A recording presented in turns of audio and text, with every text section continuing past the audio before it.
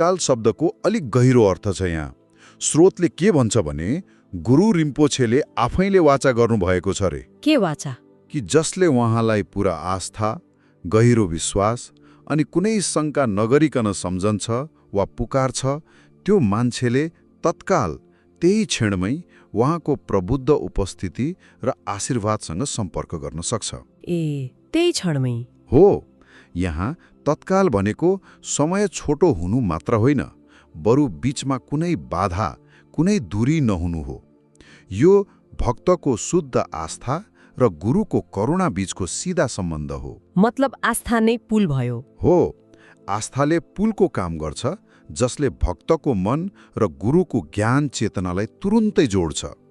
यो अरूभन्दा छिटो सुन्ने भन्ने तुलना होइन, बरु उहाँको विशेष प्रतिज्ञा र भक्तिको शक्तिको कुरा हो। त्यसो भए त्यो सम्पर्क भएपछि उहाँ